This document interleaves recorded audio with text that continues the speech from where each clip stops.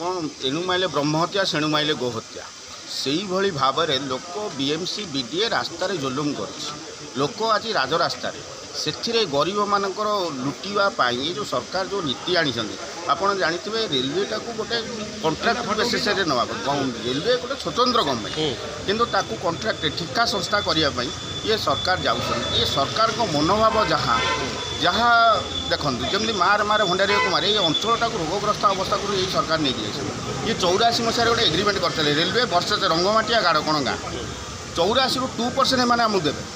ସେ 2% କୁଆଡ଼େ ଯାଉଛି 84ରୁ 2025 ହେଲା ଆମେ ବୁଝିପାରୁ ସେ 2% କୁଆଡ଼େ ଯାଉଛି। ଏଠି ସ୍ଥାୟୀ ନିଯୁକ୍ତି ବ୍ୟବସାୟ ଆପଣ ଜାଣିଥିବେ ସେପାଖେ ରେଲୱେ ଆପଣଙ୍କର ଯେଉଁ ମଞ୍ଚେଶ୍ୱର ରେଲୱେ ଷ୍ଟେସନ ଯଦି ଡେଭଲପ୍ ହେଲା ତାହେଲେ ଆପଣଙ୍କର ଫାଇଦା ହେବ ନା ନାହିଁ? ଦେଖୁନାହାନ୍ତି ଆପଣ ଏପାଖେ ହ୍ୱାଟ୍ସଆପ୍ ଗେଟ୍ ବନ୍ଦ କରାଗଲା ଲୋକାଲ ଲୋକ କେଉଁଠି ବ୍ୟବସାୟ କରିବ ସେପାଖେ ଗେଟ୍ରେ ଆର୍ପିଏଫ୍ ଜିଆର୍ପିଏଫ୍ଙ୍କର ପୁରା ଦାଦାଗିରି କୁଆଡ଼େ ଯିବେ ଲୋକ ସାଧାରଣ ଲୋକ ଯିଏ ଜମି ହରେଇଛନ୍ତି ରେଲୱେକୁ କିଛି ଉନ୍ନତି ପାଇଁ ନିଯୁକ୍ତି ପାଇଁ କୁଆଡ଼େ ଗଲା ସେ ନିଯୁକ୍ତି ସେ ରୋଜଗାର କାହିଁ।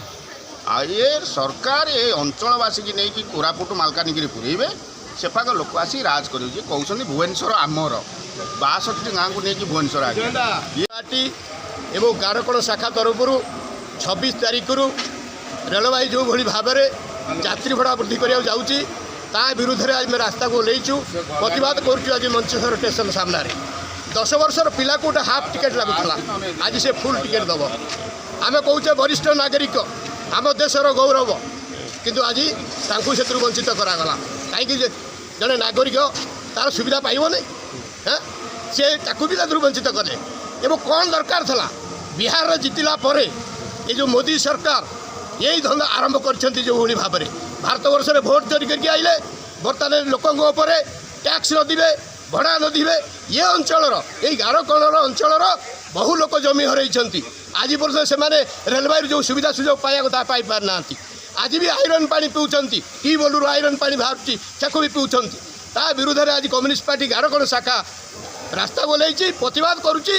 ତୁରନ୍ତ କେନ୍ଦ୍ର ସରକାର ଯେଉଁ 26ରୁ ଯାତ୍ରୀ ଭଡ଼ା ବୃଦ୍ଧି କରୁଛ ତାକୁ ପ୍ରତ୍ୟାହାର କର ନାଇଁ ତ ଓଡ଼ିଶାରେ ପ୍ରତ୍ୟେକ ଷ୍ଟେସନ ଆଗରେ ଏଇଭଳି ଭାବରେ ବିକ୍ଷୋଭ ଶୋଭାଯାତ୍ରା ସିପିଆଇ ପାର୍ଟି ତରଫରୁ ଚାଲିବ।